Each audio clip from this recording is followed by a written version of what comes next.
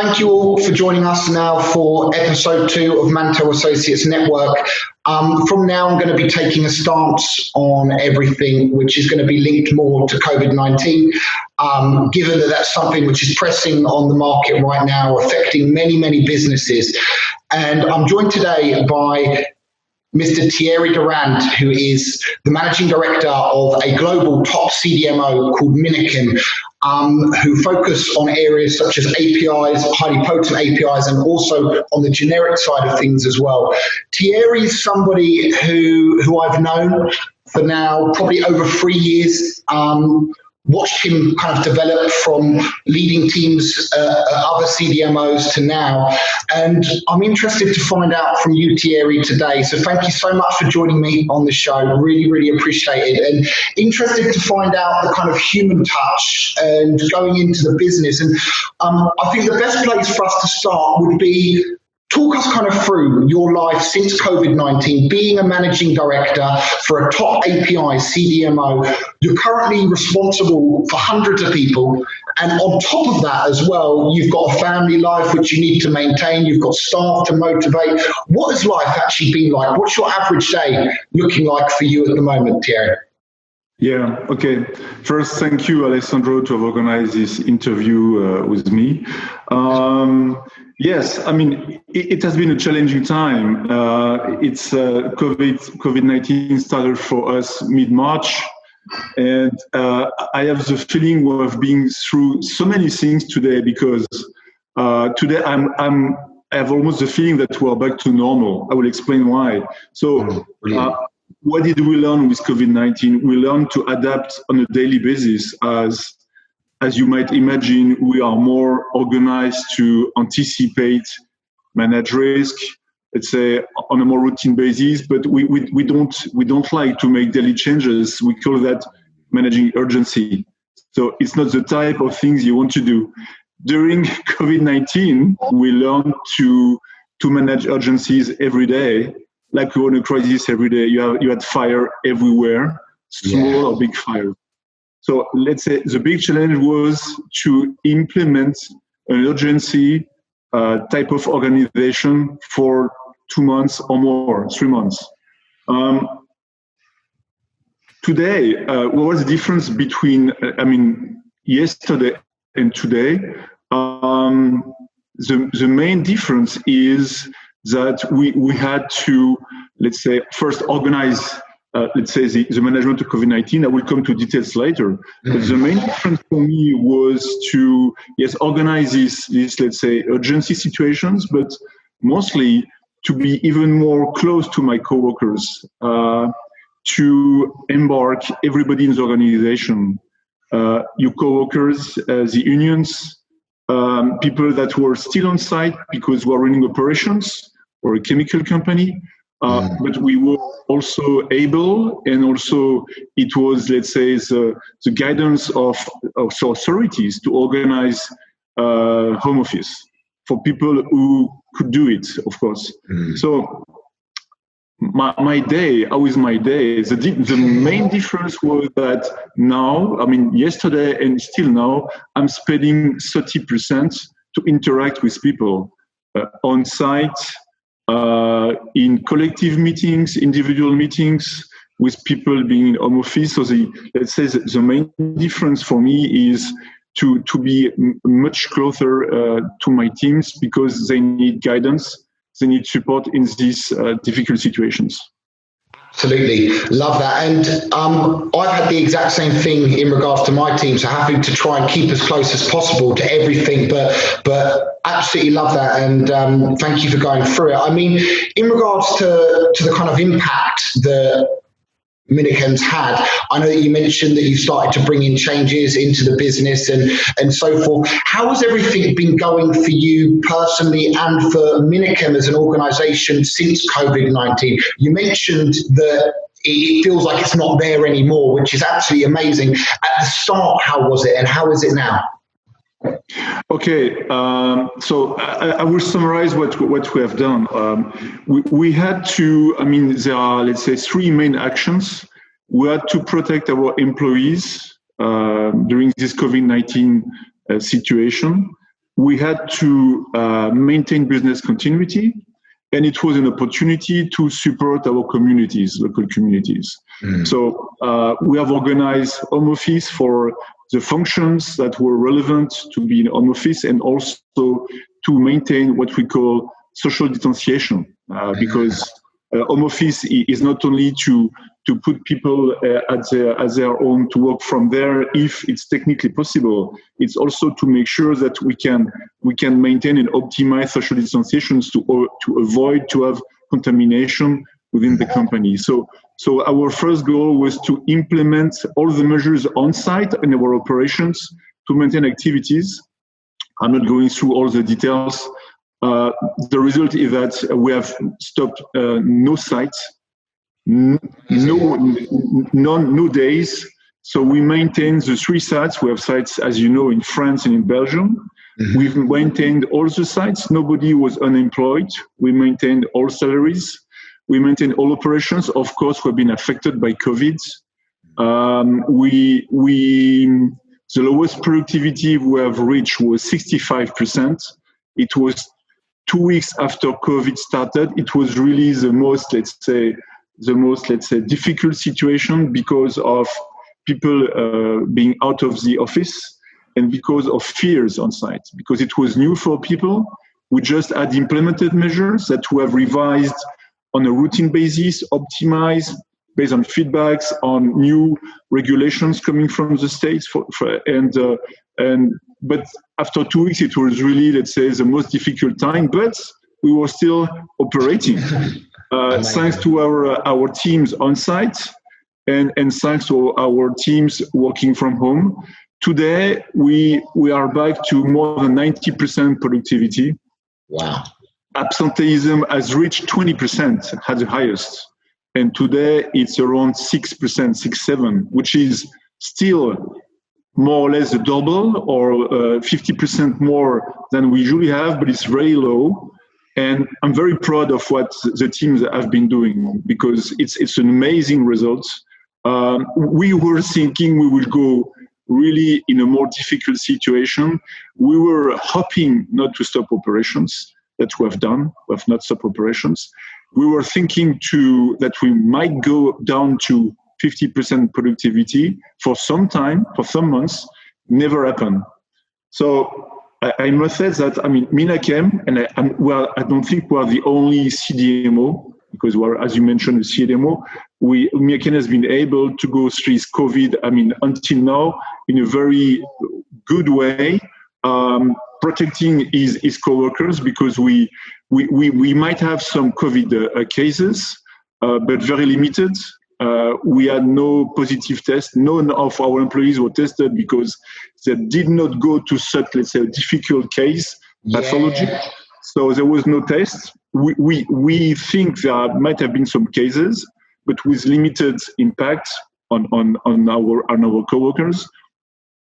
And so we have been really able to go through this and maintain operations, which was for us the main objective, to avoid that COVID will affect dramatically our operations, our businesses, and our employees at the end. Something which is incredible about what you just said is the fact that none of your staff have been let go of and all of them are still being paid the full amount. Now, in the UK, we've got a scheme which is called the furlough scheme, which is where the companies pay up to, the government pays up to 80% for staff salary and things like that. But for you guys to be able to maintain that during a time period where, of course, naturally, leaders, everyone within the business is going to be more stressed than normal or under more pressure than normal is absolutely incredible. Something I've got to ask as well, I know you covered bits of it, but with being a leader in the pharmaceutical industry right now, how have you personally adapted to managing your staff during this time period? I know that you mentioned about, of course, home working, making sure that people are kept within a distance if they are going to be at the site and things like that. How have you gone about implementing that to the team, and what else have you done? Okay, so let's consider that. So we have implemented measures on site to protect our employees, providing the right personal protecting equipment, providing, let's say, the gels. So we have produced gels because first we found out that to get gels for suppliers will be very difficult. We're a chemical company. To make gels for us is very simple. It's just mixing. We're a chemical company. We make chemical transformations, reactions. So we have produced gels. Initially, to be honest, it was for our own use. And we found out that being part of the pharma community with social responsibility for employees and local communities around us, we should donate. So we made production of gel, a quite big production, and we donate like 10,000 liters to hospitals and local communities. So first thing was to maintain operations, social distanciations, revamping of offices, change of some workflows, productive equipment, providing, as I said, productive equipment like the mask, to make sure when situations were not comfortable. In some situations, coworkers could not respect the distance we need to respect. So in these cases, we provided masks to make sure that people could work but were protected. We've implemented very quickly, thanks to IT also, home office work. If you ask any IT director, it was a big challenge for everyone because everyone had the same idea and should do the same. So you sometimes had to buy quickly some PCs to install some VPN to make sure that the Wi-Fi was fine with your coworkers. So a big job of IT during this period. And we, as I said, we had to implement urgency as a new management style. So at each level. So we implemented a daily HR crisis meeting to make sure that we have the right protections, we have the right measures. We have implemented the right, let's say, HR measures for people that should be on site, who should be on site, and who should be working from home. We've implemented the management crisis meeting on a daily basis at the beginning for 4 weeks. Then we moved to every 2 days. And this week we stop it.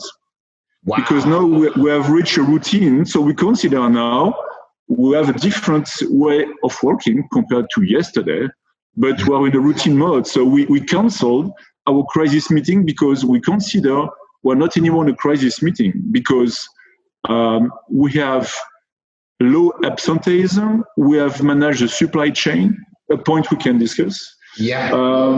So you see what changes we have made. We have increased the risk management activities initiatives.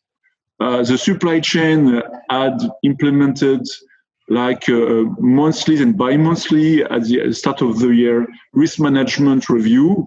It was a weekly, if not every 2 days, risk management review for the critical cases because we have gone through critical cases. We could have stopped some production because of lack of raw material coming from Asia. Good answer. So it was an incredible job of also our supply chain and purchasing team to review all the critical raw materials that on a weekly basis were changing. It was not just like we have one raw material critical for 2 months. No, it was 3 this week, and then one the same next week, and 2 different, maybe 5 more news. So on a weekly basis, there were changes because situation has changed. At some point, Chinese factories were closed. At some point, they were open, but transportation was not allowed. Then it was India that was locked down, and they could not produce. They could not export. So our team had, as I said, to implement urgency crisis management as a new mode of routine working.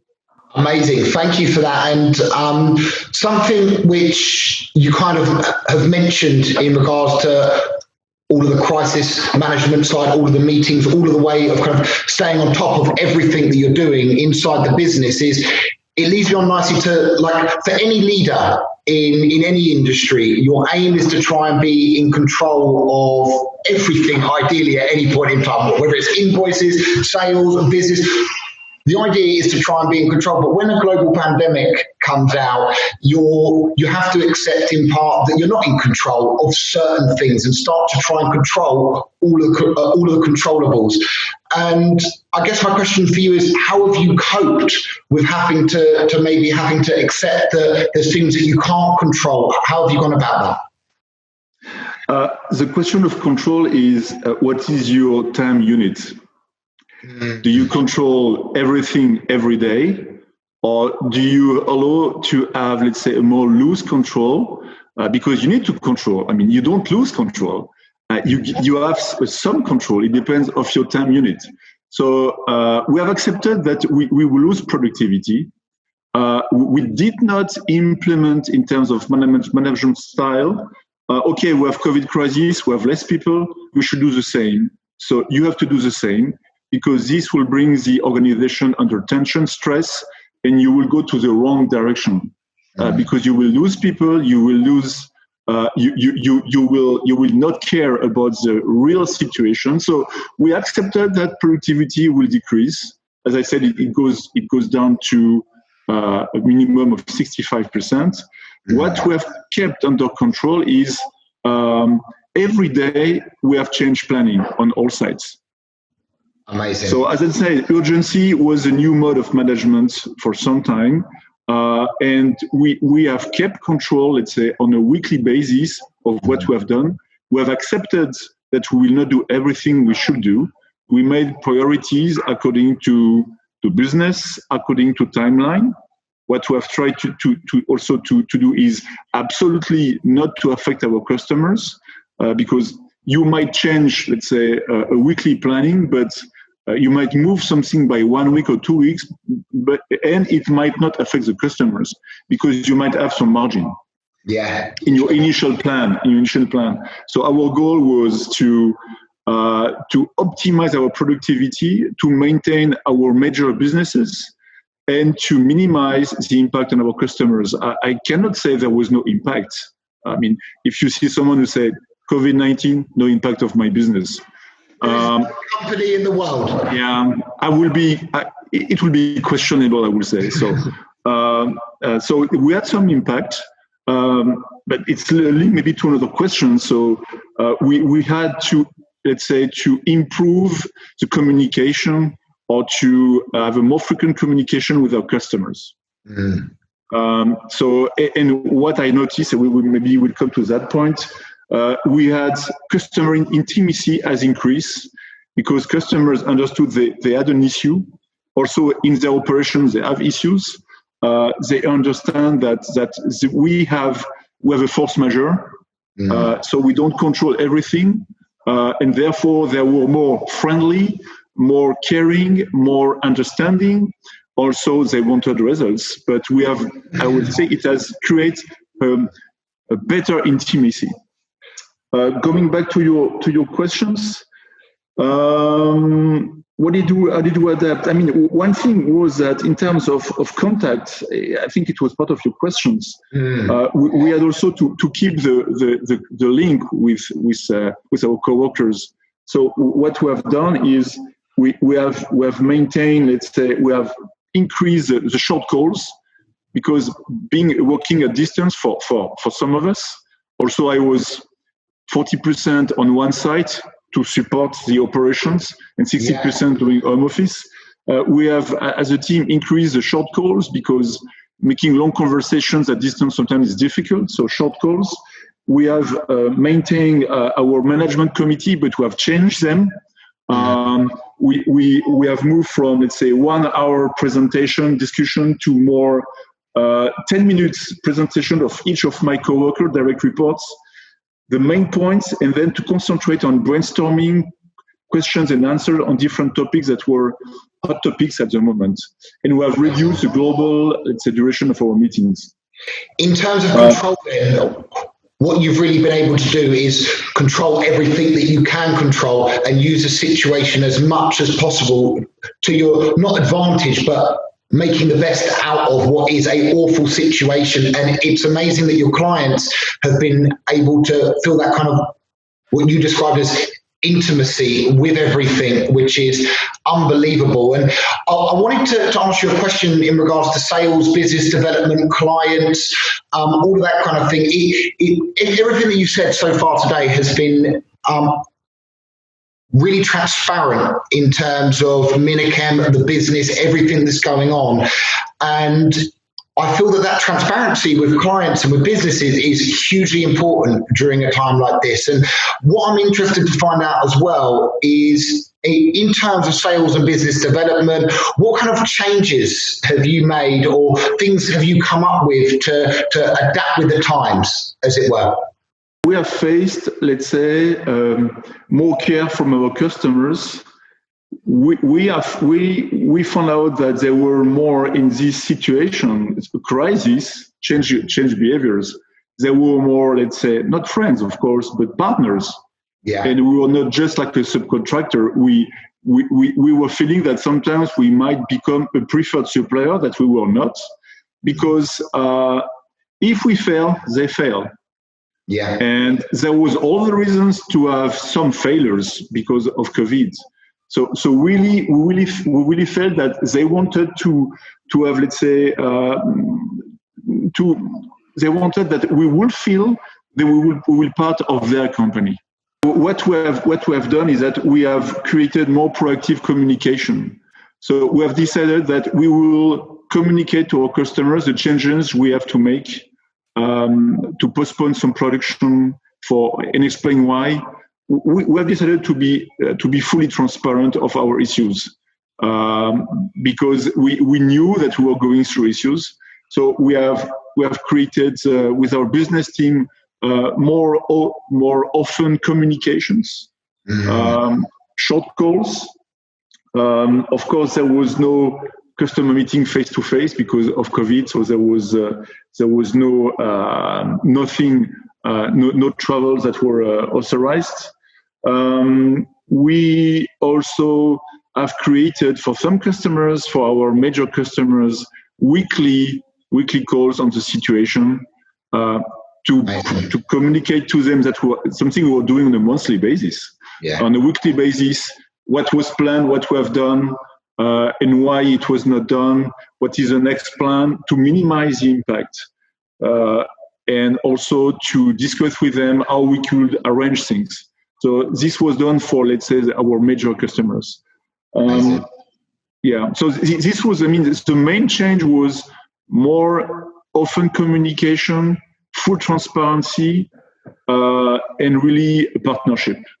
Amazing. So I've actually got a different question off the back of that, which is going forwards. Obviously, this type of open communication that you're having with clients now, and this almost efficiency that you've had to have because of COVID-19. Can you see this staying the same after COVID's gone and it's staying at that level and actually, in a way, improving MINAKEM as an organization, how they are with their clients?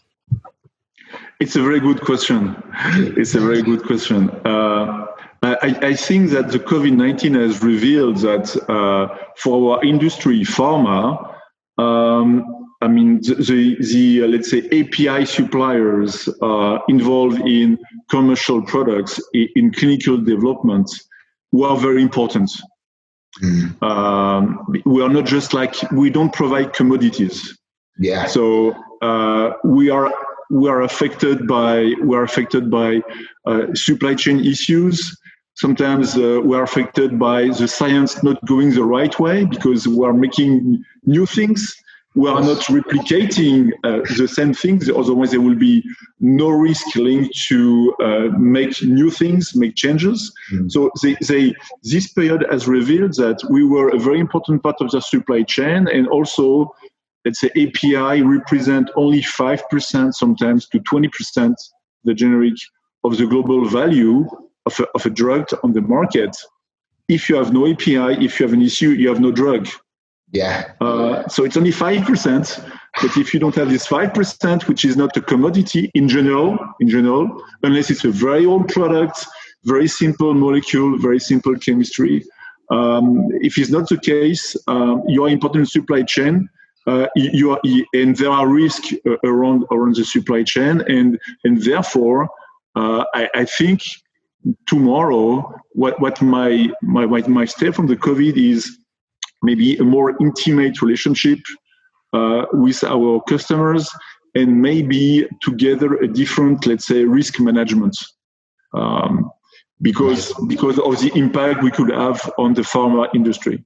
So actually, what you're saying is that there has been some good to come out of COVID-19 in a weird kind of way, which has been a real positive. And I think as well, it's brought a real kind of togetherness between the teams as well, because they're seeing what your business or what their companies are doing to help them through this kind of difficult time period that we have. Something else which is obviously really important for any leader in any industry really is to make sure that they're surrounded by the best people in their team to help push their organization forward. So recruitment, headhunting, all of that remains to be important. How have you guys adapted to really often not being able to meet these people face to face, all of that kind of stuff?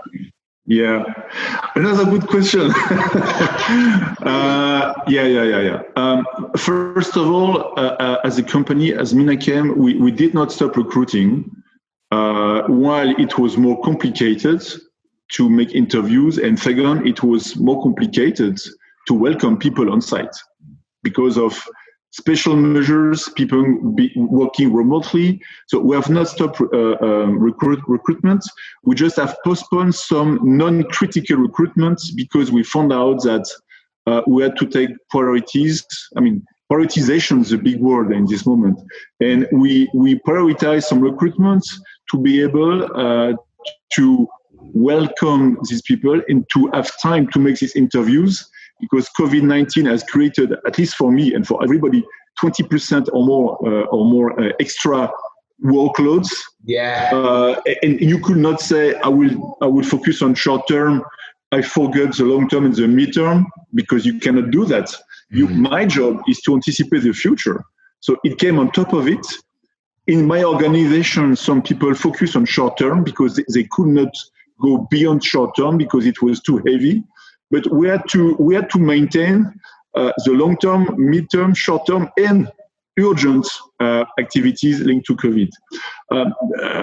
And for recruitment, so we've maintained the recruitment. As you mentioned, we need to understand that we have to make some recruitment without meeting the people, which is for me something very different, because I am a socializer, and when you meet somebody, you see a lot of things. You might see something. I see you, Alessandro, now. I see how you speak, how you behave, how you move, but I see you partially. When you meet someone physically, the way to sit down, the way to speak, to behave, the way to look in different directions when you think, all that is very important, the way people react, the non-verbal aspects. In recruitment, is fundamental. And now we need to accept that in some cases, because recruitment is a competitive, market. Yeah. When you look for talent, you're not the only one. So if you refuse to adapt your methods of recruitment, you might not be able to recruit talents anymore, because people who are more flexible, more able to adapt, they will recruit the person you wanted to recruit. But if you were not able to show adaptability, flexibility, openness, you're losing talents. So for us, once again, it's another impact of COVID. Accept to take risk in recruitment with what you have, because if you cannot have more, you need to decide on a partial view. And of course, you take risk, but you need to accept that. So it was a change for us. And as you know, Alessandro, very well, we are in the middle of that, absolutely. And this is a hot question we have, because we will have to take decisions, certainly, without seeing people, because we also recruit people that are foreigners, in brackets, not... Our sites are in France and Belgium. They might not be in France nor Belgium, so they might not be able to cross the borders while we have to decide. So we will never meet them physically before they join our company. 100%, and that's really the hardest thing. And I've kind of got two different stances on it, because ironically enough, I'm the managing director of a headhunting firm, but before COVID, I was thinking I wouldn't want to hire somebody in my own team without seeing them or meeting them, because so much about sales and business development is exactly what you said, how you come across in terms of your body language, all of that kind of stuff, which is non-verbal. And my stance has actually changed, and it's been interesting because now companies who are putting recruitment on hold and not wanting to adapt to meeting, to not meeting people and having to do it via Skype or via Zoom, the candidates, the top level candidates might be thinking, well, is this a company that I want to join if they're not adapting with the times, if they're a little bit, so it can go both ways, and each company has a different perspective, but brilliant to hear yours, and thank you for going through it. I've got one final question, which is a big one for the impact it can have potentially on anyone in the pharmaceutical world, anyone in whether leaders, more junior people. What piece of advice would you give to other business leaders right now based on everything that's going on in the world?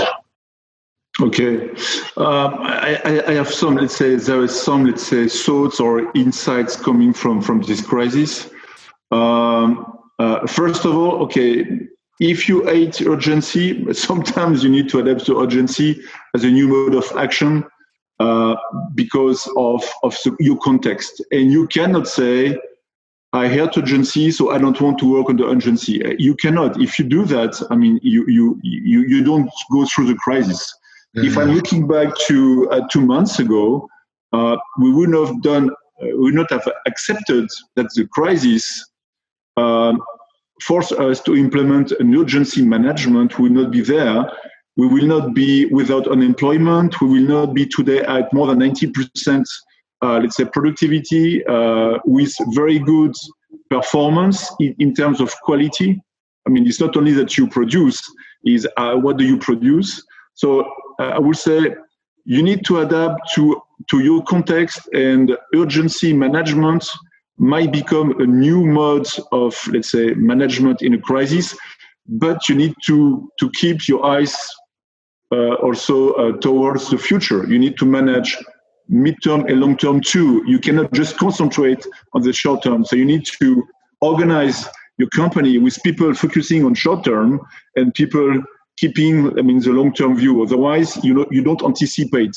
And anticipation is very good, let's say, topic for COVID crisis and post-COVID crisis. So I would say one lesson: embark all your organization.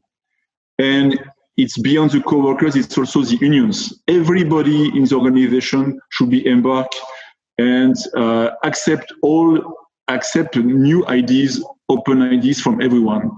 And the crisis is, I found out, a very good moment to increase the link with your customers, but also with your unions. You know, usually with unions, especially in France, situations might be tense. It's a kind of tradition, unfortunately. But I found out that in this difficult situation, we had very good exchanges, very constructive exchanges with the unions, and embarking them, making meetings with them, especially to exchange about the situation, what we see, what they see, was fundamental. So embark all your organization. Prepare the future. It's not because you have a crisis that you need to focus on today only. So prepare the future, because there might be a bright future. Okay, you know. Yeah. Issue, there is a risk, there are opportunities. So, and I like to see opportunities. Accept to manage to have risk management as a, let's say, major activity. Because if you don't manage the risk, you have issues and then you have troubles. So this period also reveals that risk management is fundamental to organization, especially in a crisis situation where you have issues. But you need to anticipate risk, because you need, as I said, not only to focus on today, not only tomorrow, but the next 3 months, the next 6 months, and the next 12 months, for example. And the last point will be keep your talents. Because what a crisis reveals, it reveals talents also, you know. I mean, I want to make the analogy with sports. When you work with people, you have some people you see, oh, he's very calm, he's very shy, doesn't take too much action. And then you put this person in different contexts. Let's try to do a football game together, or whatever sports, I mean, collective sports. And then you see a leader. This guy was completely, let's say, there. You could not even think he could become a leader. You see this person in a different context where he is maybe more confident, he has trust in himself, and then he expresses, or she, all his talents. So I would say COVID has revealed other talents. Talents were confirmed. Some talents were discovered. Some people, unfortunately, we did not see that because they were maybe, let's say, too much impressed by the crisis. So keep your talents and be able to attract new talents, because the future might be bright for the European chemical industry. Might be bright if we work together as companies, as industry, but also with the states, authorities, and the banks, because we have opportunities like it's done currently in India. We need to make the same. Yeah. But maybe more difficult, but we need to work towards this objective. Thank you so much, Thierry, and that's absolutely incredible. Something else which you didn't mention in there, but you've been throughout the conversation, which I think is a great piece of advice, which, although you haven't said it, it's come off you, is being positive. Your outlook has, throughout this conversation, has been positive. And I've had conversations with all types of people, whether it's family, whether it's people in the pharmaceutical industry, whether it's leaders, where the outlook has been dull. And if your outlook is dark and dingy and it's not going to get better, this is going to end at the end of the day. And if you're able to do what you've done and as a group bring all of MINAKEM together as a business, working at 90% of productivity with no staff leaving, uncovering new talents, and now looking into the future at potentially improving the way that you manage the business and clients going forward. There is a lot of positives for that. So Thierry, thank you so much for coming on. It's been an absolute pleasure, and I'll talk to you soon. Take care. Thank you, Alessandro. It was a great time. Thank you. And take care. Okay, thank you.